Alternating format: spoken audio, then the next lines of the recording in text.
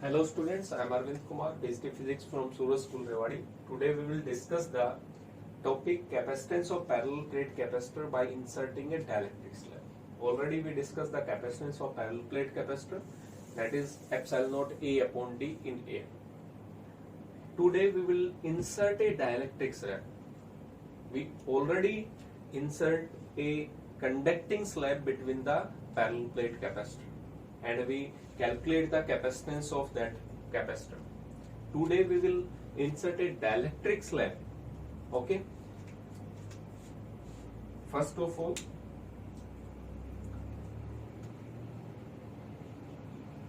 this is a parallel plate capacitor.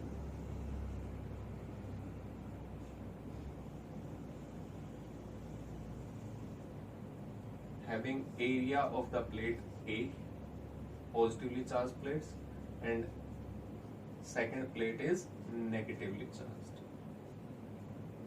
Okay, negatively charged. The charge on the plate is plus Q and on the next plate is minus Q. The separation between the plates is V.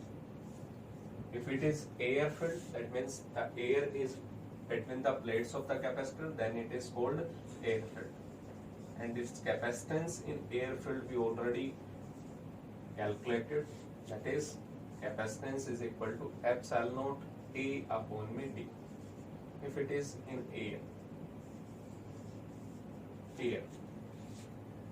Today we will insert a dielectric slab. So we insert a dielectric slab.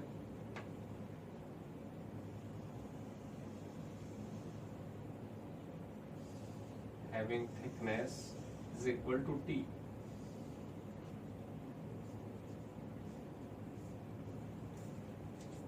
Thickness is equal to T. And having dielectric constant is K. Epsilon r भी कह सकते हैं, जिसको हम relative electrical permittivity कहते हैं, या इसका डायलेक्ट्रिक कांस्टेंट, क्योंकि डायलेक्ट्रिक स्लैब है तो कंडक्टिंग में तो के की वैल्यू इनफाइनाइट के टर्म्स में होती है. यहाँ पे हम ये कह सकते हैं कि डायलेक्ट्रिक स्लैब है तो डायलेक्ट्रिक का कुछ ना कुछ डायलेक्ट्रिक कांस्टेंट होगा, इसलिए हमने क्या मान लिया इस डायलेक्ट्रिक स्लैब का के. जैसे माइका सीट का अलग होगा, दूसरी सीट अगर पीवीसी लें तो उसका डायलेक्ट्रिक कांस्टेंट अलग होगा, तो वहां पे कोई भी सीट इंसर्ट करते हैं तो उसके डायलेक्ट्रिक कांस्टेंट अलग अलग होते हैं, इसलिए हमने के कंसीडर किया. अब यहाँ पे अगर देखें इस चीज को, तो इलेक्ट्रिक फील्ड जो थी वो यहाँ से ऐसे पास हो रही थी, ऐसे. अगर ये कंडक्टिंग स्लैब होती तो यहाँ पे तो हम ये कह सकते हैं कि एयर में है, ये जो पोर्शन है यहाँ पे किसमें है, एयर में. और इनकी स्ट्रेंथ जो होगी इलेक्ट्रिक फील्ड की वो कितनी होगी, एप्सिलॉन ई नॉट. यहाँ पे जो ब्लैक पोर्शन की इलेक्ट्रिक फील्ड्स है, ये पोर्शन और ये जो डायलेक्ट्रिक स्लैब को छोड़ दें तो बाकी बिटवीन द प्लेट्स जो होगा इलेक्ट्रिक फील्ड की वैल्यू एयर में कितनी होगी, सिग्मा अपॉन में एप्सिलॉन नॉट. और सिग्मा सरफेस चार्ज डेंसिटी होती है, charge on the plate and area, तो यहाँ पे ये वैल्यू थी, charge upon area epsilon not है. तो इलेक्ट्रिक फील्ड है वो लेकिन इतने ही पोर्शन में है. कंडक्टर के अंदर तो इलेक्ट्रिक फील्ड नेट कितना होता है, 0, लेकिन डायलेक्ट्रिक के अंदर कुछ ना कुछ रिमेनिंग पोर्शन होता है. तो यहाँ पे हमने इलेक्ट्रिक फील्ड जो है वो कुछ मान ली कि इसके थ्रू भी पास हो रही है, उस इलेक्ट्रिक फील्ड का जो मैग्नीट्यूड है वो कितना कंसिडर किया हमने, ई कंसिडर किया, जिसको हम reduced value of electric field भी कह सकते हैं. तो यहाँ पे इलेक्ट्रिक फील्ड है इनसाइड द डायलेक्ट्रिक स्लैब ई, 0 नहीं है जैसे प्रीवियस केस में था. तो अब इसका कैपेसिटेंस कैलकुलेट करते हैं. Now capacitance by inserting a dielectric slab. Inserting a dielectric slab. So capacitance in medium is equal to, capacitance का हमेशा सेम फॉर्मूला है वही जनरल, चार्ज अपॉन में पोटेंशियल डिफरेंस. अगर मैं ये कहूँ ये इक्वेशन फर्स्ट है, ये इक्वेशन हम सेकंड मान लें. चार्ज तो मुझे पता है इस प्लेट पे कितना है, क्यू है. अगर मुझे इस पूरी अरेंजमेंट में देखना है तो दोनों के बीच में पोटेंशियल का डिफरेंस कितना होगा वो कैलकुलेट करना है. अब पोटेंशियल डिफरेंस जनरली हमें पता था dV is equal to E into में dr. अब आप कहोगे सर नेगेटिव, नेगेटिव मैं पहले बता चुका हूँ। मैग्नीट्यूड कंसिडर करें, जिधर इलेक्ट्रिक फील्ड जा रही है उधर पोटेंशियल डिक्रीज हो रही है। पॉजिटिव हाई पोटेंशियल था, नेगेटिव की तरफ जा रहे हैं, पोटेंशियल डिक्रीज होगा। बट मुझे दोनों के बीच में डिफरेंस चाहिए कि पॉजिटिव और नेगेटिव के बीच में डिफरेंस कितना है, इसलिए नेगेटिव साइन को इग्नोर करें। dv equal to E dot D R. But यहाँ पे हमारे सामने एक प्रॉब्लम आ गई, और प्रॉब्लम क्या है कि इलेक्ट्रिक फील्ड जो है वो यहाँ पे ई नोट है, यहाँ पे इस पोर्शन में भी ई नोट थी पूरे में, इस डाइलेक्ट्रिक स्लैब को छोड़ दे तो, और डाइलेक्ट्रिक स्लैब के इनसाइड में जीरो भी नहीं है। कितना मैग्नीट्यूड है ई का, तो इलेक्ट्रिक फील्ड है तो इसका मतलब उसकी वजह से भी कुछ ना कुछ पोटेंशियल डिफरेंस होगा। तो यहाँ पे now we know the formula potential difference is equal to electric field into में डिस्टेंस। जहां तक जो इलेक्ट्रिक फील्ड है उसको उसी से मल्टीप्लाई करेंगे। तो यहाँ पे मैं कह सकता हूँ एयर में जो इलेक्ट्रिक फील्ड थी इसका मैग्नीट्यूड ई नोट है, वो कितने डिस्टेंस तक है दोनों प्लेट्स के बीच में, टोटल डिस्टेंस डी, उसमें से टी माइनस कर दे तो बाकी का जो पोर्शन था उसमें electric field D E naught ही था, डी माइनस में टी प्लस अभी और भी है। प्रीवियस केस में कंडक्टर में तो हमने कहा था इलेक्ट्रिक फील्ड जीरो है, लेकिन यहाँ पे इलेक्ट्रिक फील्ड का मैग्नीट्यूड हमने कितना माना हुआ है, ई माना हुआ है, ई नोट नहीं। और कितने डिस्टेंस तक है ये इलेक्ट्रिक फील्ड, जितनी इसकी डाइलेक्ट्रिक स्लैब की थिकनेस है। तो इस बार हम इसको छोड़ नहीं सकते। पहले में तो जीरो ही आ गया था क्योंकि कंडक्टर के अंदर जीरो था। बस इसमें छोटा सा पॉइंट यही है, बाकी तो आपके सामने कैलकुलेशन है सिंपल और इम्पोर्टेंट है दोनों के दोनों, कंडक्टिंग स्लैब का भी, डाइलेक्ट्रिक का भी, और simple capacitance of parallel plate capacitor. तो यहाँ पे अगर मैं लिखूं तो रिलेशन होती है। अब हमें electric field inside the conductor तो नहीं पता कि कितनी कम होगी या कितनी ज्यादा, लेकिन हमें डाइलेक्ट्रिक कांस्टेंट पता है। अब डाइलेक्ट्रिक कांस्टेंट जिसको आप एप्सिलॉन आर भी लिखते थे, वहां पे हम लिखते थे एप्सिलॉन अपॉन में epsilon naught. Electrical permittivity in medium with respect to electrical permittivity in vacuum और एयर।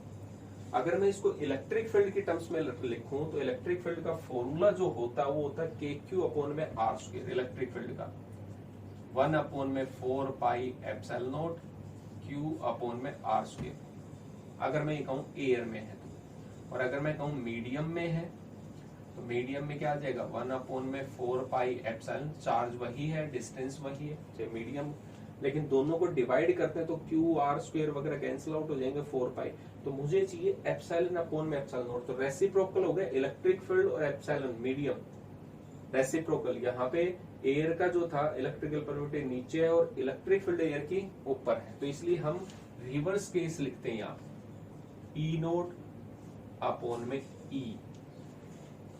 इलेक्ट्रिक फील्ड में कितना आ जाएगा, रिवर्स केस। मुझे तो इसकी वैल्यू चाहिए रिड्यूस वैल्यू की, तो ये वैल्यू चाहिए, डाइलेक्ट्रिक कांस्टेंट पता है। So electric field in dielectric is equal to E naught upon में K, dielectric constant of that medium. Okay, अब हमें इसकी वैल्यू पता है, इसकी वैल्यू तो हमने मैग्नीट्यूड के साथ कैलकुलेट करके वैल्यू पुट करते हैं। ई नोट की वैल्यू थी sigma upon epsilon not, sigma को हमने लिख दिया चार्ज अपॉन में area epsilon.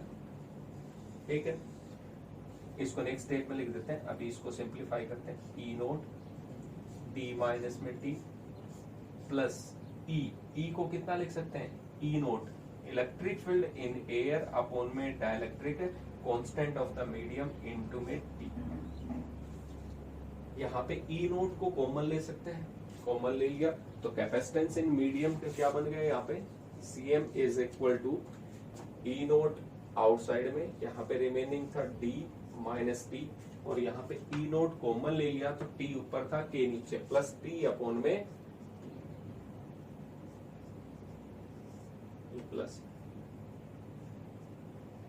Plus T upon K।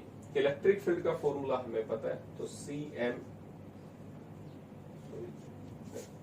change in potential we are calculating, dV is equal to E note का फॉर्मूला हमने कैलकुलेट कर लिया था पहले ही, चार्ज अपॉन में एरिया इनटू एप्सिलॉन नोट, और यहाँ पे ब्रैकेट में D माइनस टी प्लस में T अपॉन में। फ्रॉम इक्वेशन सेकंड हमें कैपेसिटेंस कैलकुलेट करना है और हमने change in potential difference calculate कर लिया। अब हमारे पास फॉर्मूला क्या है, charge on the plate and potential difference. तो चार्ज हमें पता ही था कितना था Q, और पोटेंशियल डिफरेंस जो आया वो कितना है Q T माइनस में T प्लस T अपॉन में K, और अपॉन में कितना था यहाँ से epsilon naught A।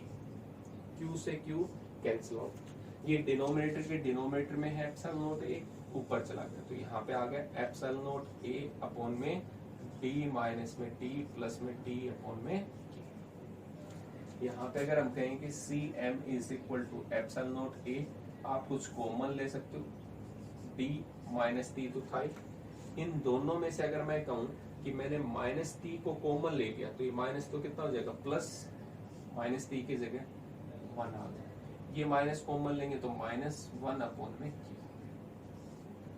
That is the capacitance of dielectric slab. ठीक है, अगर मैं कंडक्टर पुट करता है इसकी जगह तो कंडक्टर का डाइलेक्ट्रिक कांस्टेंट कितना होता है इनफाइनाइट, 1 अपॉन में इन्फिनिटी 0, 1 माइनस 0। ठीक है, एप्सिलॉन नॉट A अपॉन क्या बचता है D माइनस T बचता है, तो वही हमने प्रीवियस केस में डिस्कस किया था। आज ये जो टॉपिक था वो डाइलेक्ट्रिक स्लैब के थ्रू था कि यहाँ पे कंडक्टिंग नहीं था, कोई डाइलेक्ट्रिक स्लैब पुट कर देंगे तब कैपेसिटेंस कितना होगा। तीनों जो टॉपिक है मोस्ट इंपोर्टेंट है, capacitance of parallel plate capacitor, next capacitance of parallel plate capacitor bye inserting a conducting slab, and third one is dielectric slab. तो तीनों को एक बार करके देखेंगे। सेम सिर्फ डिफरेंस क्या है, पोटेंशियल डिफरेंस आपको कैलकुलेट करना आना चाहिए, बाकी तो कैपेसिटेंस का एक सिंगल फॉर्मूला अप्लाई करना है, चार्ज अपॉन में पोटेंशियल, आपका रिजल्ट आ जाएगा। Thank you.